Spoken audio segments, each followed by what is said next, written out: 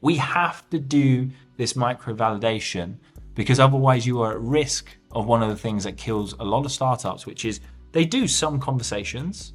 Everyone says this is a great idea. I would 100% buy this.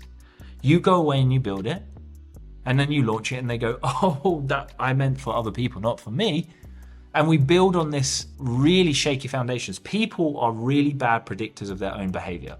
You ask them to join, you say, we're building this and we're going to get you to become a beta customer. You make them feel like something is at risk for saying yes. If you want to go even further, we've had someone in the MVL community do this week. You can ask for the sale at this point. They have sold a £2,000 subscription for their product for the MVP, and it is not even built yet. So you 100% can make sales.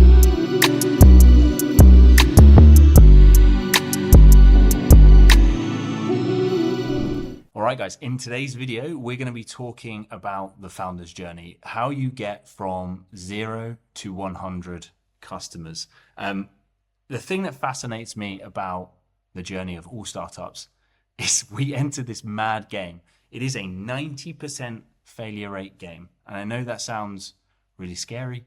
It's not all bad news. Stay with me, because I think there are things that first-time founders do that cause the death of their companies that are absolutely avoidable.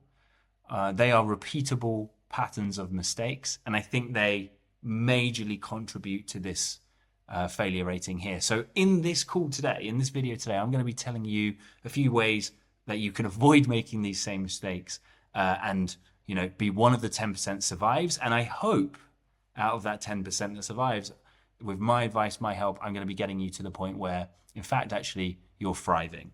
Okay, so what are these mistakes? I think the biggest one is founders think it's going to take much less time than it actually does in order to find product market fit.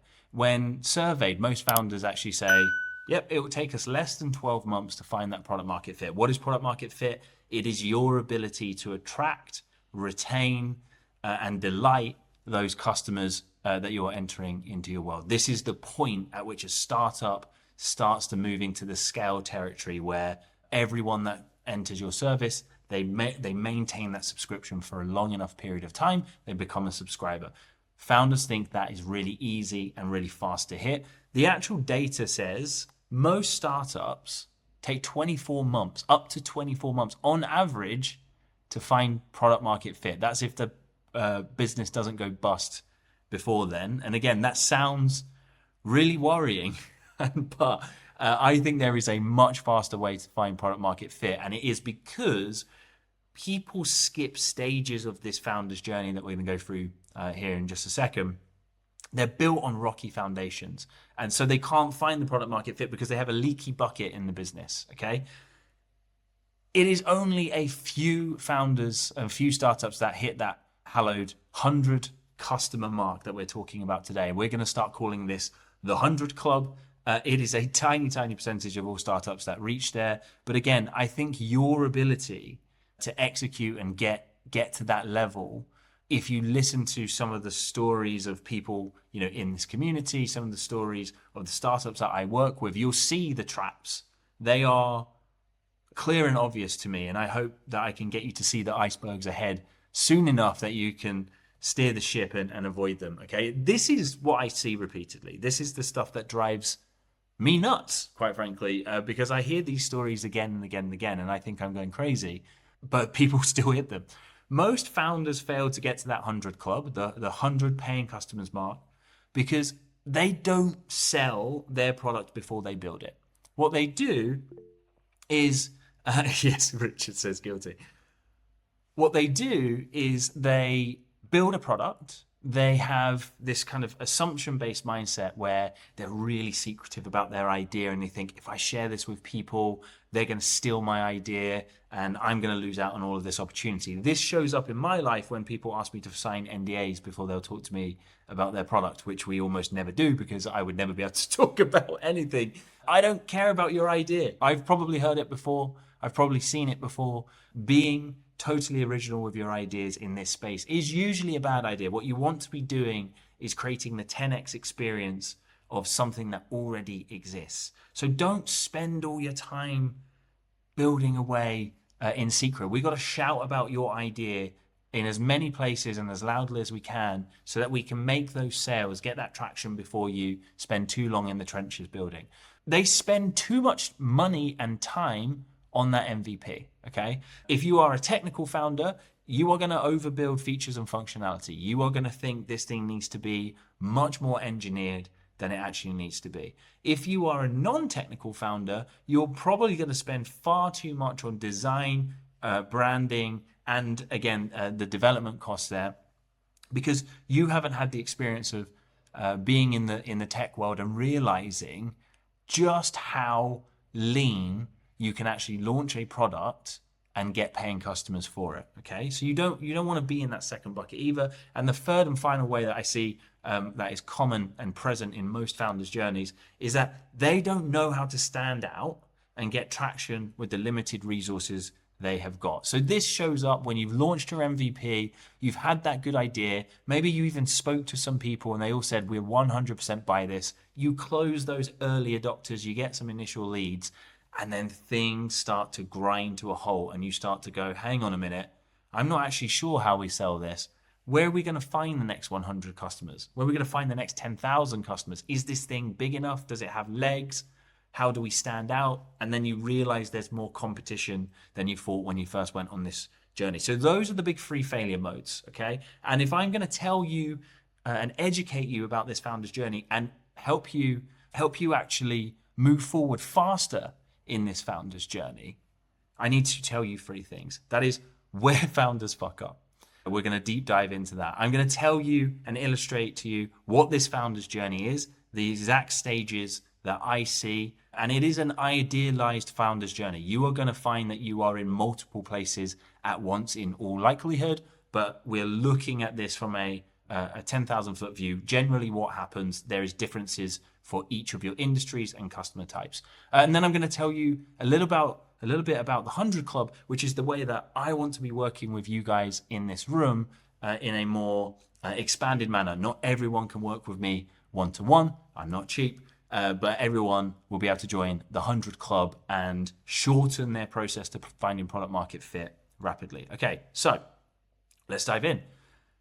This is one of the biggest problems that I see in startups is the idea of Schrodinger's startup. If you know anything about Schrodinger's cat, it is both a cat that is in a box and it is both alive and dead at the same time. And we don't know what quantum universe that we exist in until that box is opened and we observe if the cat is alive or dead. This same thing happens with startups. Startups, again, that build in secret, they're worried about their idea, they really want to keep everything to themselves and are fearful. They exist in this space of Schrodinger's startup. We cannot know whether your startup has legs, whether it will work, live or die, until we get it out of that box, we show it to the market, okay? And it is by allowing people to peer into that box of your idea that we get to see whether they want to put their hands in their pocket, pull out their wallet, and actually pay you for something. That's the only way that we get validation. There is not a consultant, an investor, startup advisor on this planet that is able to tell you whether this is a good or a bad idea. Only your potential customers can tell you that. So we need to get this startup idea out there as quickly as possible. If you're building away in secret whilst you're listening to this, I want you to commit on this call today, on this video today, to go and speak to people about it. Let's start validating this idea as quickly as possible. And the reason we have to do that is because, as I said earlier, it's going to take you longer than you think to find product market fit. And the reason that happens is this beautiful graphic here, the desert of no traction. When you initially launch your product, you are going to approach the easiest people in your network to close. They're going to be the ones who have the high know, like, trust factor of you. They're going to be the ones that are your ex-colleagues, personal friends, family members, wherever you can scrape someone together to listen to you about your idea. And that's going to give you this massive surge and rush of activity where you're like, this thing's really got legs. And then you start to move out of the initial easy kind of closing phase into what is called the desert of no traction. This is where you still don't yet know enough about the problem that you solve, your ideal customers that you solve it for, and you haven't become a sophisticated enough marketer, salesperson at this point to really make things hit home, to hit home run after home run after home run. And so you enter this long, protracted period. And most startups exist in that desert for 24 months. And it is a nasty, nasty place to be. The business is on fire at this point. You have built software. You have running costs happening at this point. You maybe have even recruited some team members if your initial enthusiasm was really, really big. Okay. And in that desert, that is where startups go to die. Some of you will be lucky enough to get to what we call the Valley of Maybe down here. This is when you start to identify patterns, trends, and ideas that resonate with your audience, resonate with your customer base, and you start to see the inklings of product market fit. It looks like you've got it, then you realize you don't have it. Rinse and repeat, rinse and repeat. And eventually, if we're lucky enough, you hit that product market fit inflection point and you start to rocket off into this scale territory, which is a whole nother game, which we won't go into this video, but scale, like product market fit, isn't the end of risk to your business. Scale can actually kill your business just as easily as not having product market fit. It's just you've leveled up the game. You now have bigger problems, team members, and people's mortgages to worry about. Okay. Sounds fun, right? The way that you escape the desert of no traction in as fast as possible time frame is by being smart about how much it costs you to learn about your customer base. Okay. Most startups, most companies exist on this top hand, right hand side of this chart here. They learn about their customers with MVPs, with production grade software. It takes them years to months to release something new, and it costs them an awful lot of money. So they don't have many swings at the bat before they run out of cash reserves. The smartest businesses iterate with conversations, not code. They operate down here in the bottom left-hand side of this graph, where they take early prototypes, they take early designs to their customer base. They say, we're thinking about building this. What do you think of that? They iterate in a series of days or weeks. And by the time they've done 10 versions, one of their main competitors has maybe released one new feature. Okay. So if you have a lower capital cost of learning, it takes you less time and less money to learn about what your customers really, really want and really, really need. You will outpace all of your competition hands down. Elon Musk always talks about this when he talks about his startups. The pace of innovation is all that matters. This is the pace of innovation illustrated here for you. So look at what you're doing in your startup right now. Are you iterating? Are you learning about what your customers want and need in software? And is that software more production grade software than it needs to be? And if so, you are slow. And being slow means you're easily disrupted. This chart also gets me really excited because, as you will all discover as you start to scale your products, you have more competition than you realized when you started this journey. That I will guarantee you, okay? You may even have some giants in your market that scare you and you think, man, why wouldn't they just build what I'm building? The giants in your market exist so far on the top right of this chart, it is unbelievable. They take ungodly amounts of time to release new products and new software. It costs them a lot of money, and in doing so, they become incredibly risk averse. They don't like innovation because it rocks the boat too much. Innovation is a messy process. It's about ripping things up, breaking things, tearing them down, redoing them.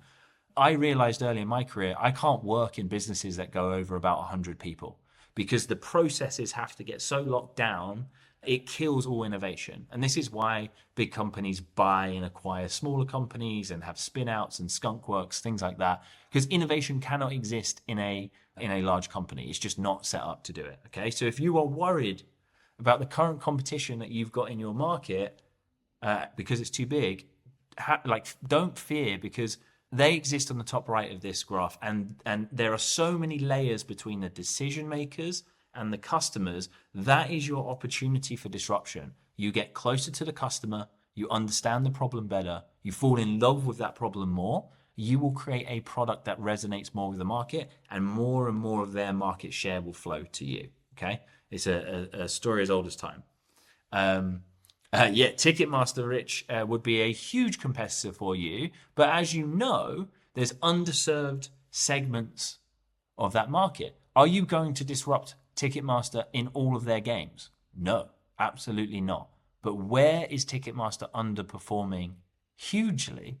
Where can you insert yourself and say, do you know what? I'm going to do the 10x job for these kind of people suffering this kind of problem. And then you expand your focus out from there. Okay. So the founder's journey. I think I've just outlined my next book working on this morning. So I'm really excited about this. These are the 5 distinct stages that I see people going through time and time and time again.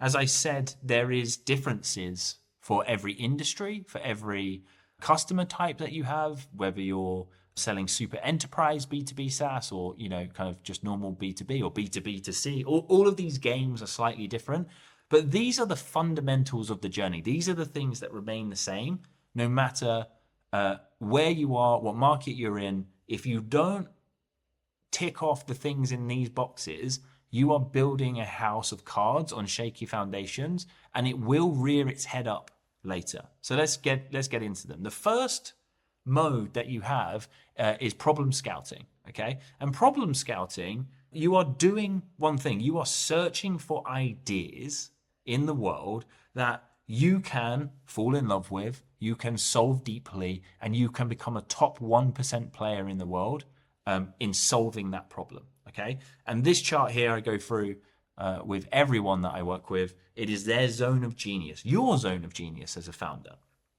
You should be solving something that sits within your skills and interests, something that you know more about than other people because you find it easy, you have a passion about it, and you have built up knowledge over years of being interested in this thing. This gives you a learning gap that you can exploit, where other people, if they try to get into the market just because it sounds like a good money-making opportunity, they will fail.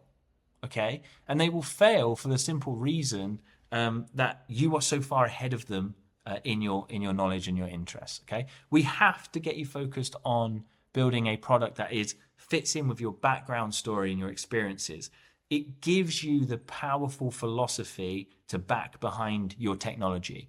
We always use the HubSpot quote: "You can't just have technology; you need a philosophy." And that is, I see that time and time again. Those people who build companies around a strong opinion, a way of seeing the world that's based on their story, based on their experiences, it just resonates so much faster with their target market. Okay, we have to get you solving a problem that you have connections in a network who suffer from that problem. Okay, and this is why it's so ripe to look at your career for problems to solve, because you know the first 50 customers personally. You've worked with them for the last 15, 20 years. They have high know, like, and trust factor of you. And so therefore they're easier for you to close. And finally, we have to get you to solve a problem that you have the resources to solve. I am deeply interested in space, but I have no background in it. I have no connections and network in it. And I'm not currently a billionaire.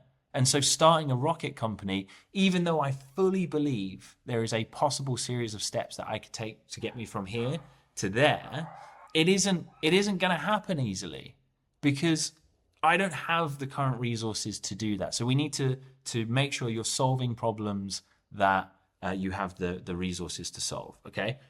We then need to get you to go on this validation journey, right? We're looking for the moment of revelation. We won't go into this whole framework right now. There's other videos about it on this channel. But the idea here is essentially the moment of revelation happens when you've had about 20 research calls with your customers, okay? It will hit you like a lightning bolt in the head. You will understand their problems so deeply. You will have such high conviction on what the solution needs to be and why it needs to be, that the product will pour out of you. The ideas will pour out of you. How you market it, how you sell it, how you position it will pour out of you.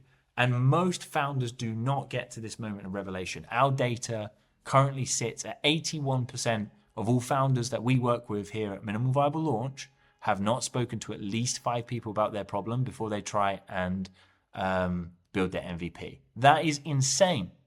That is absolutely insane. So go on that journey. And if you're in this problem scouting phase of your roadmap, of your founder's journey, get to the 20 conversations so that you can have that moment of revelation. And what you're doing in those conversations is you're finding the burning hair problem. Your software exists to solve something that is extremely painful for people. And we always use this crazy analogy here at Minimal Viable Launch, the burning hair problem. You and your customer are sat in a bar doing flaming shots of tequila. It goes horribly wrong. The flames pour out all over their head. They're running around the bar. They're panicked. People are panicked. They have an urgent and pressing need for a solution. And for some reason, you just happen to have a disgusting, rusty, slimy bucket sat next to you. And you ask them to dip their head in it. And usually if you ask your customer to do that, they would look at you and tell you to Foxtrot Oscar, we'll put it that way, because no one wants to put their head in that bucket. But right then and there, they have an urgent and pressing need. And not only will they dip their head in that bucket, they will give you their wallet, their house keys, their car keys, or whatever you want because you have the solution to a problem they cannot ignore. Okay? The key here, when you find a true burning hair problem, is you'll be able to sell your product at an earlier stage as a founder because people will put up with more bugs, more missing features, a more manual ropey experience because what you're solving is non-negotiable for them. So you are searching for that burning hair problem, okay? That is the problem scouting phase. If you hit those 20 conversations, you find that burning hair problem, you have that angle on what you're going to do and what you're going to solve, you move into this micro validation stage, okay? And the micro validation stage requires you to have a couple of things. We are looking for you to have a deep understanding of a burning hair problem first and foremost, okay? And that is the gold you get from that problem scouting territory. You know what the problem is. You can articulate it. You talk to people and you can predict what they're going to say. And in doing so, it's also built your North Star product vision. You know over the next 5 to 10 years what you're going to do with this software and why it's going to work. You start to have that high conviction. You've started to learn more and more about your ideal customer profile as well through those conversations. You know how they think, the language that they use, where they hang out. This starts to build your ability to sell.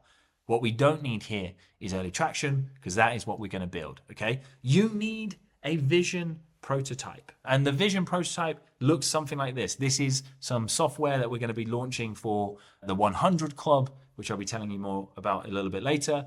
But it is a front-end only prototype. It might be Figma. It might be something like a Toddle UI. It can be a PowerPoint presentation. I myself have scaled a product to $1 million in annual recurring revenue with Google Sheets as the product demonstrator whilst we were building it, okay? So you just need something to make the vision visual because then people can buy into what you are doing and why you are doing it. Whatever you have in your back pocket right now, when you are talking about what you do, try to think of ways to show people what it does and give them that light bulb moment, okay? Once you have your vision and your vision prototype, you're going to build your list. Go through your network, connections, your LinkedIn connections, your social medias, your email, wherever you can, get names, numbers, emails, a way to reach out to someone and build the list. You are going to build the wait list.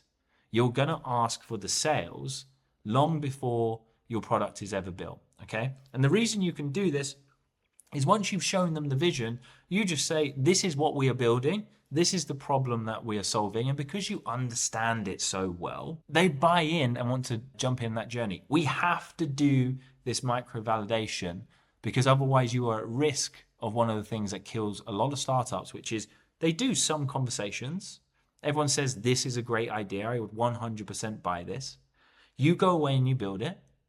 And then you launch it and they go, oh, that I meant for other people, not for me. And we build on this really shaky foundations. People are really bad predictors of their own behavior. How many people, like on the 1st of this month, this year said, I'm going to go to the gym 3 times a week and I'm going to eat nothing but salads for lunch and are already not going to the gym and are smashing a Big Mac over lunch, right? Loads of people, because our predictions of our actions very rarely line up with this. So you're going to build this wait list. You get their name, their email number, their email or their telephone number. You ask them to join. You say, we're building this and we're going to get you to become a beta customer. You make them feel like something is at risk for saying yes. If you want to go even further, we've had someone in the MVL community do this week. You can ask for the sale at this point. They have sold a £2,000 subscription for their product for the MVP, and it is not even built yet. So you 100% can make sales of your product here. Okay. Once you have your list, once you have that early adopter base built, then you move into the MVP launch phase. This is where you start to build, and maybe where your mind starts to go, now I'm a tech founder, now I have a tech business. This is great. I think this is a scary place for me, because I think most people think this is the beginning of the journey, and all the advice online is start with the MVP, start with the MVP. I just don't think that is nuanced enough advice. If I look at all of the successful founders in my network, those who have had exits, those who have businesses that currently do over 8 figures, do you know what they don't do ever? They don't put any money, time, or effort into anything that they haven't sold before they've built. Okay? And so you need to get that micro validation before you move into this stage. If you are currently in this stage, if you are building your MVP, here is the trap. And again, this is major risk for the non-technical founders in the audience. It is what we call the embarrassment gap. You have built such a strong vision for what your product will become over the next 5 years. You know every piece of feature and functionality that does not exist in that MVP yet. You are embarrassed of the product. It doesn't look as good as you want. It doesn't behave as well as you want. You know, it's kind of buggy, it breaks, it's temperamental. And some people, or a lot of founders, get very shy about that, and then they don't want to show this off to the world because they think first impressions count, and if I show this off now, we are screwed, right? Okay. And I want to say to you, look, you have more embarrassment about the state of your MVP than anyone else, because they just see what you present them. You see all of the gaps, all of the missing features and the rough bits around the edges. They don't see this. But if you don't get over this gap and start showing people your MVP, you will overbuild, you will overspend. And the problem is, we have to show people because there are unknown unknowns about your product that we cannot possibly predict, that we only get to learn about when someone uses it. We observe them and we go, that really sucks. I was talking to Tim from Daisium today. They've just had people trying their MVP out for the first time. They've been building for a long, long time, and they've realized all of the UX around the onboarding is wrong.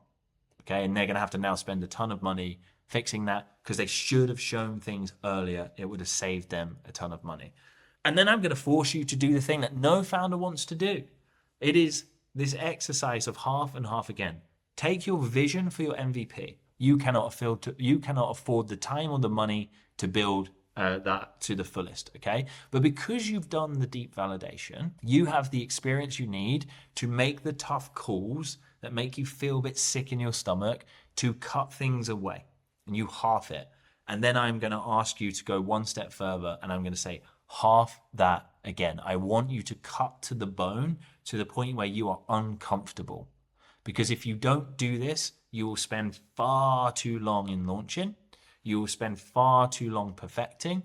And when you launch, you will be just as wrong as if you'd have done an even more laser-focused, targeted MVP. And doing that will save you time and money, okay? And you need to save the money because we need to have you leave some cash in reserve, because finding product market fit is a process that happens in stages. Remember, we go back to that data point, 24 months on average. If you spend all of your money on your MVP, you fall into this horrible world of having to write grant applications, of having to do debt-based financing, or even worse yet, having to go to angel funders or VC investors for pre-seed funding. Pre-seed right now absolutely sucks. It's really hard to get hold of unless you have a proven track record or you have traction. Okay, so we need cash in reserve, because when you launch, you are wrong about things. You haven't had the benefit of experience. Yolanda says guilty. The good news, Yolanda, is if you have done this, there is a way out, which is go back to that micro validation stage. Okay. At any stage you're in, you can always go back, present your vision, make sales, get cash flow in. There is always a way, but it's easier if you leave that in reserve in the first place. Okay. Now we get to the exciting bit, right? We've built something. Now we get some users. Now we get to the beta testing phase. We call this the do it progression. And I think a lot of people get this wrong because they try and hyper optimize the cash flow out of any of their products out of the gate. And I don't like doing things like this. All of the businesses I've ever run, all of the software I've ever launched has followed this same do it progression. And the do it progression is you do it for free, you do it for half price, you do it for full price. So why does this work? Right at the beginning of your journey, you are an unknown entity to a whole host of the market, okay? You don't have the lovely little logos on your website that says we've worked with these Fortune 500 companies. You don't have the case studies. You don't have the reviews on Trustpilot or Google, wherever it is. You are an unknown. And so we do it for free because we just lower the difficulty of closing. And when I say do it for free, it isn't giving your product away for free. It's just you're going to charge them nothing. But in return, you ask for something very specific. You say, I'm going to give this to you for free. You're going to let me watch you use it. You're going to give your feedback on it. And if you like it, you're going to give us a video testimonial and you're going to let us use your logo on our website. And in doing this, we start to build credibility behind the brand and behind the outcomes that you are promising. That might happen for 5 customers. Okay, we keep it intentionally small. You're going to encounter tons of bugs when you do this. Do it for free. Again, it means any bugs they encounter, they're not angry. They're just happy that, they're getting to build something new. You get to fix it. Rinse, repeat, rinse, repeat, rinse, repeat. You hear that 5 number and we start to say, let's up the difficulty. Take the price that you've got in your mind for your product, half it. You're going to offer them a beta customer discount. And again, they're going to need to give you something in return. That is feedback. That is a testimonial. That might be a social media post or a review. Get something in return for this benefit you're offering. And you might do that again for the next 5 to 10 customers, learning, fixing, staying intentionally small, staying very, very close to the customer. And then we come to the do it for full price. That's when we ramp it up to maximum difficulty. You're going to start putting the full price in, no more discounts. And you are now going to start approaching colder and colder and colder audiences in order to make sales. Every founder I've worked with that has done this in this order has a very smooth scaling journey from their MVP launch to probably about the first 20 customers, okay? It just gets people in and it gets people using it. It gets people talking about it. It generates referrals. It generates some cash flow. It's a really smart way to operate. Again, you've got those reserves. As you're learning from those people, they're going to break stuff. They're going to tell you things. You might identify new opportunities in your market segment that you were not aware of. And this is the benefit of moving out of that Schrodinger startup phase and into something real, right? Into putting something into the hands of the market. You are going to have to make pivots. I hope those pivots are small. I hope they are tweaks to copy, tweaks to features, additions to security or account permissions, whatever. Those are great pivots to make. The ones that suck are the 180s that you have to make. And that is, you are at risk of having to make a 180-degree turn and just do something completely different if you have not done your micro validation. Okay, this is where this shows up. And you will find stories galore online and in your founder network of people who spent all their money on the MVP, launched it, and had to do one too many pivots that killed the business because people wouldn't fund it, their cash run out, and it's not a happy ending. Then the game becomes kind of like this. I refer to it as like the one-armed bandit machine, right? It's just doing the same thing again and again and again and again, okay? You are moving up this difficulty of closing scale. So you're moving to the right. People know, like, and trust you less. Colder audiences. They are harder to close. And in being harder to close, you're going to have to do more sales. You're going to have to do more marketing. You're going to have to build assets in your business that introduce them to your world, get them to know your brand, get them to know your face, maybe take a free trial, maybe turn up to a workshop, maybe engage in your video posts. This is the game, right? It's the scaling towards product market fit. And your aim is always to learn more at every stage so that you can become a better marketer and a better salesperson of your product. The more and more you know about your customers, okay? Then this is product market fit. This is the 4 things we are seeking. We are looking for your startup's ability to attract new customers into your world and turn them into paying customers. I don't really care about freemium customers. I just care about the ones that pay you, okay? We're then looking at your ability to retain them. Once they pay, do they stay long enough to become a profitable customer to acquire? That is the all-important metric in SaaS, the cost of acquiring a customer versus the lifetime gross profit of that customer. Once we get that figure positive, we are off to the races. We are looking for your ability to delight them. Do you deliver on your promises? Do they get the result that they wanted? Are they happy with your product? Do they stay engaged? Do they keep using it? And then finally, the cherry on top, true product market fit, is when we convert them into raving fans. They not only use it, they not only pay for it, but they love it. They love it to the point that they can't help but tell others about it, okay? And if you've ever been in a room of entrepreneurs, I forget the name, but they're those notepads that they look like iPads, but they look like newspapers. People love those things so much that if you go into a room with founders that are using them, they will try to sell you one in the room, right? This happens to me multiple times in the workshops I run. That's a sign of true product market fit. Word of mouth referrals, word of mouth marketing is often looked down upon, I think, in a lot of business circles. I think it's the most powerful force in this world. It is network marketing. And if you get it right, your product will grow faster than ever before. ChatGPT grew through word of mouth referrals, right? It wasn't a massive ad campaign. They didn't buy a Super Bowl advert. It was people using it and going, oh my God, this thing is incredible, and selling it to the next person, the next person, the next person. Okay. So that is your job. Once you have this, you are in the scaling world. You've left the 100 Club, or you've blasted through the walls of the 100 Club, and it is a different set of problems. It is scaling your team. It is scaling your marketing. It's scaling your partner base, so the channels you're on. This is when you become a true C at that point. Okay.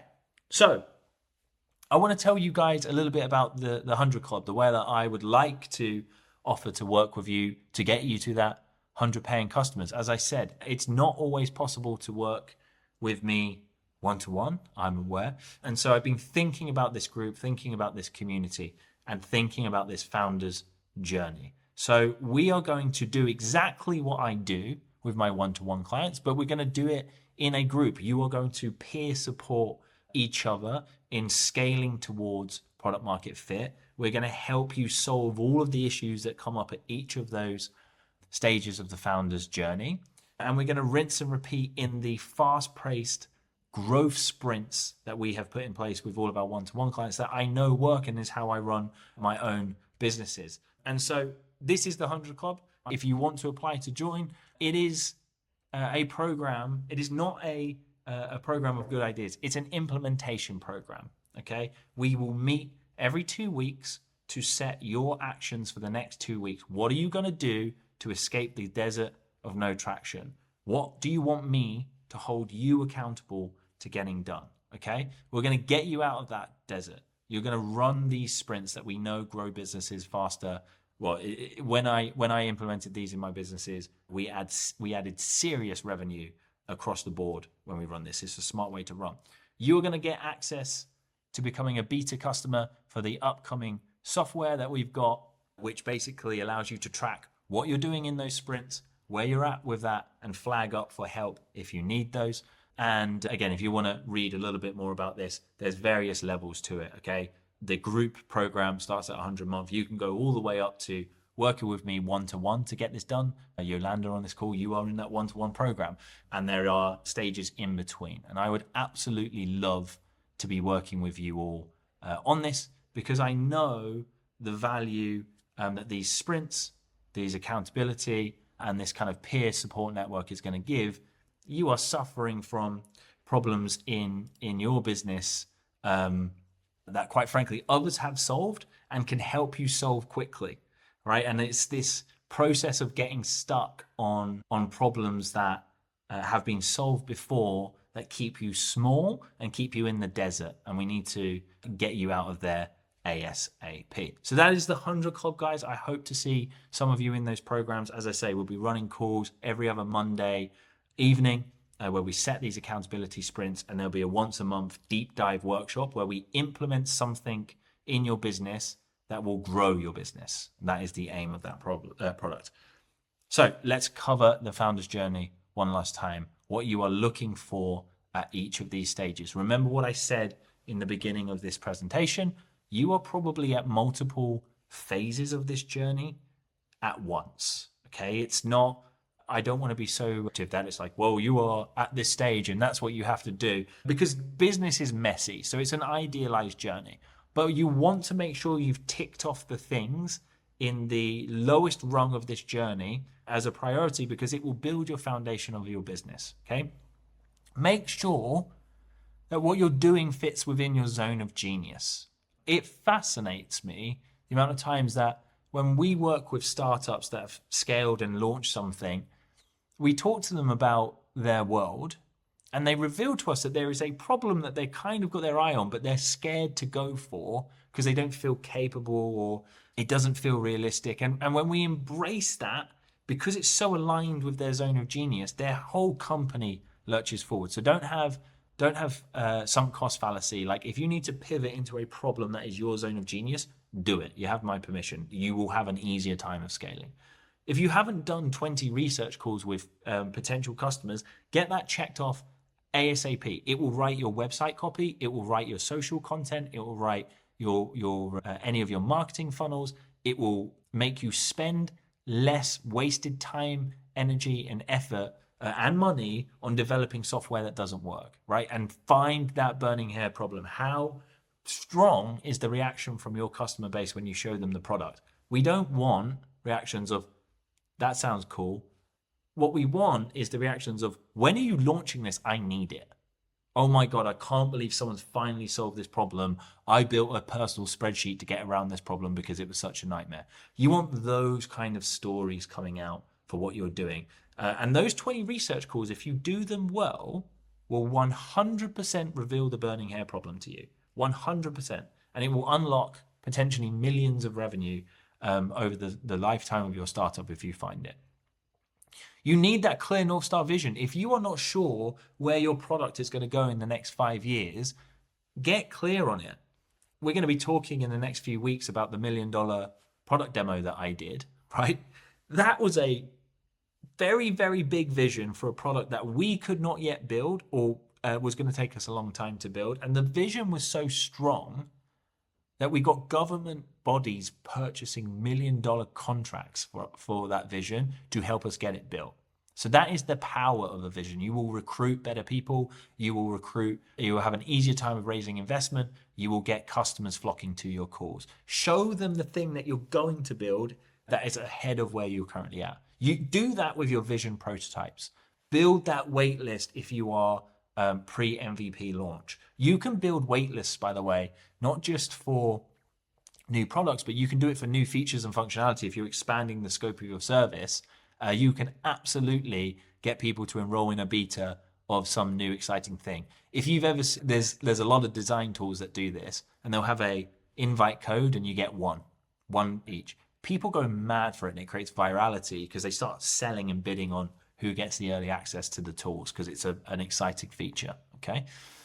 You need a proper MVP. Cut that thing way more than you are comfortable with. Get it out there and remove the problem of having Schrodinger's startup. Make sure you got cash reserves. If you've spent them all, there's not much I can do to help you replenish them, but just know at that point, you're probably going to be looking at debt-based financing, loans, grants. Be on the lookout for those kind of things just to help replenish things. Or do what I love, which we haven't touched on in this video, which is launching the inverse curve. What is the service-based element of your software, and can you just charge that out as a service right now to generate cash to fund the startup as it grows? The do it progression. If you are struggling to get customers, just do it for free. If you are struggling to get full price customers, slash your prices in half. And don't say it's a discount. Just say, hey, in return for giving us feedback, in return for giving us a testimonial, we're willing to do this. It positions it much more nicer. And you're going to get better at closing colder customers as you go. That's going to require you to have more assets. Yeah, Yolanda, you're killing it with the inverse curve, right? It's such a smart thing to do. And I can't wait to see where you go with that. And then it is all about product market fit, guys. It is that attract, delight, and retain them, and then convert them into raving fans. When you hear you get your first referral, go pop a bottle of Dom Perignon, because it is a great sign that your product and your service is doing something meaningful and valuable for people, and you should lean into that at all costs. Okay, and this will happen naturally. I don't necessarily love playbooks that try and force people to give referrals, because I kind of like watching and see where it naturally happens. When you've built something that's so incredible that people can't help but go, oh my God, this is incredible. Okay, and look for word of mouth referrals and the cohort of true fans. Okay, guys, so that is the 10,000 foot view of the founder's journey. It's a lot to get through. This might take you up to two years, 24 months. I hope it doesn't, because there's an awful lot of ways to not go through that pain, okay? And you can save yourself from it. Emma, tell me about these referrals, because it's a big moment in a startup's journey and in a startup's life. Like, you've done something remarkable. Someone's remarked on it. Yeah, so we've got so we did kind of what you suggest of the like do it for free, do it for half price, do it for full price thing. And one of the people on our in our half price group, she's not even she's not getting the most out of, she's by far not the biggest user of the product, but she loves it. And the reason why she's not the biggest user is because we only integrate with one kind of bookkeeping software at the minute, and she mostly uses a different one. Right, yeah. So she's actually also being our kind of like test person to see if we can actually integrate with this other piece of software in the future. So, but she is so passionate about it, and she's been referring us to she's everywhere. She's in quite a few different memberships, and she's been referring us to other people. They're now booking calls. But then we had a chat with someone who is our biggest client. They're the biggest practice, and she's now referring us to other people. Someone, and my husband, who's my co-founder, he let me know at like 11:15 last night. He's like, Pam's referred us to someone. And another big practice, so which isn't what my network is. Yeah, really. My network is like much smaller people. So yeah, just having it now seems we are starting to get a bit of that word of mouth, and I'm starting to see us pop up in Facebook groups as well when people are talking about bots. Is that, oh, have you heard of Otto? And I'm like, oh yeah, you're like, you're peering in, like, what do you say? It's honestly, and I think you've touched on a couple of things that's worth unpicking. The reason I love word of mouth referrals is it unlocks networks that aren't yours. Right, so it can plug some weaknesses in your, if we go back to that zone of genius idea, it can plug some weaknesses in your network, which is great. There's also no easier sale to close than when you've been referred to someone, right? They're already pre-bought than when they show up. But you've done something that enables someone to become a true fan, and I think this is really important. When we look at those who have the Schrodinger problem, that are building in secret, right? And in the front of my book, I talk about those two startup founders, and Alex is the one who like builds in secret, and he doesn't get anywhere. The problem with that is not only do you build the wrong thing, the entire software always remains yours. Okay, and if you're going to become a true fan of anything, you must, in some part, at least feel a little bit of ownership over it. This is why we have like really weird stalkerish behavior with celebrities, right? Because people feel like they own the celebrity in some way. What you've done, which is really clever, is when you invite someone who is on the periphery of becoming a true fan in to test, to experiment, to have like the inside scoop and see see the kind of behind the scenes raw stuff. You actually enable them to start to take ownership of your product mentally. And in doing so, they become way more willing to refer. Okay. And you think about, like, do you do referrals for like some of the biggest kind of most corporate products you use? Maybe, but kind of grudgingly. And it's more because it's like, this is just the best thing. Like, but you're a product prisoner. If there was something else, you'd probably go for it. Right. So the more you can invite people in, the more community ownership you'll have, the more referrals you'll get.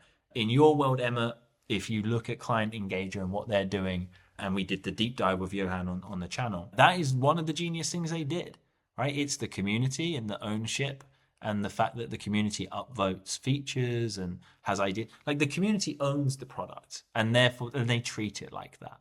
Well done. I can't wait to see where you guys go this year. I'm super excited to watch this journey, because I think you're in the kind of desert, but you're seeing the end of the no traction, right? You're starting to say, well, actually, we could get to the 100 club. We get way beyond the 100 club as well. And everything feels like scrapping tooth and nail right now, but you start to identify the patterns and lean into those. That's going to be awesome.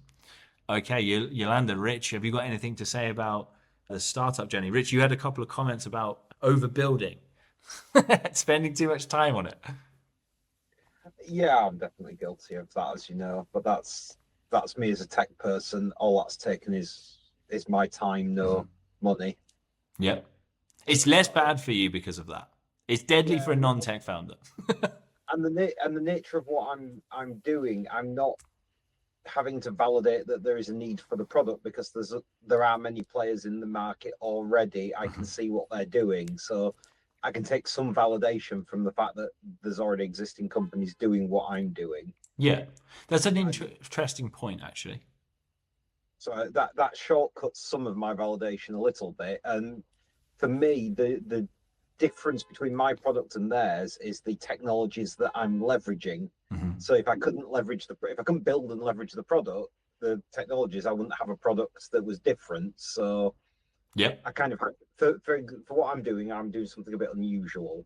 Yeah, I recommend it for everyone. And not many people have the technical skills that I have to go and spend 2 years building a cloud server platform that's using latest serverless technology. Most people won't even understand what that means.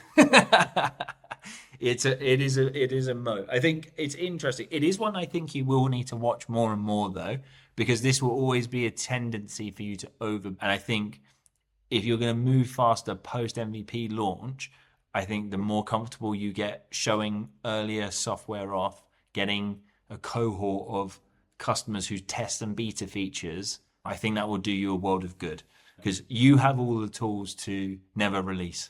And it's interesting when I look at non-tech and tech founders, it's the same problem, but it's like the different end of the horseshoe, and of why they don't release. And with tech founders, it's always overbuild, right? You're always like, it's not good enough, it's not ready enough.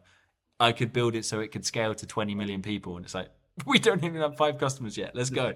Definitely guilty of that. But yeah, it's my problem was, as I think we've discussed before, is I couldn't sell it to someone because it's something I'm giving away free. The people I'm approaching saying use my service, it's completely free to them.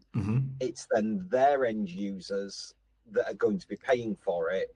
I couldn't say, go use my service, and then a theatre group has 600 people who they're going to sell to, and I couldn't deal with 600 people phoning me up to buy tickets to validate the problem. Yeah, I would have drowned in that scenario. So it was an awkward situation for my particular product. I think I'm looking forward to this initial validation that you're going to be doing, and getting these initial testers on, right? I think that'd be really cool to hear about. Yolanda, anything this spark for you? Sorry, I've got my camera off. My little one keeps coming and No worries. the computer.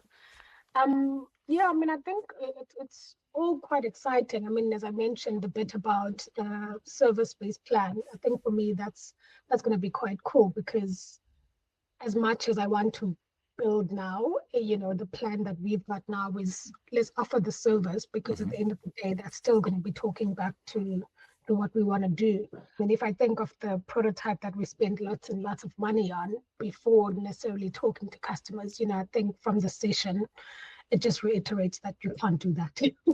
And we've learned, and I see the value in speaking and selling something before you go and build. Absolutely. Yeah. I think interestingly though, that's your vision prototype now. And so you do use that prototype to generate signups to your waitlist. And I think you've done a really interesting thing with the inverse curve, right? We got to a dead end with the tech because we don't currently have the funds to build what's being designed. But to do that, we just flip it on its head and say, what's your service-based offering that generates some revenue, generates some cash flow into the business, lets you stay in the game longer. And then we use that vision prototype to recruit people to the cause, get them on the wait list. That might unlock investment. It might unlock grants, all sorts of possibilities there. So it's by no means a dead end. We just got to work around that constraint now. Yeah, I'm actually excited. I also don't feel it's a dead end. I feel it's actually an opportunity, to get going. So well, you just got your first couple of big wins in the business with the responses to running your workshops and things as well. So this is a great progress. And I think that's one thing I try to say with the founder's journey is it's not all about the tech. Like it can feel very all or nothing to do with the tech in this world, but it's not the case because there's always some way to get traction. There's always your personal brand to build, speaking engagements you could be doing, content you could create. Like that all adds fuel to the machine that you're building. Okay. So don't always think, look, if I'm not building technology, I'm not making progress. Okay, guys, I hope you enjoyed today's session. I absolutely loved thinking about that founder's journey and trying to tease that out from all the startups that I've worked with. I would love to see some of you on the 100 Club. If you have any questions about it, please let me know. We're going to be kicking the first cohort off of that in early February. So get in and would love to see you there.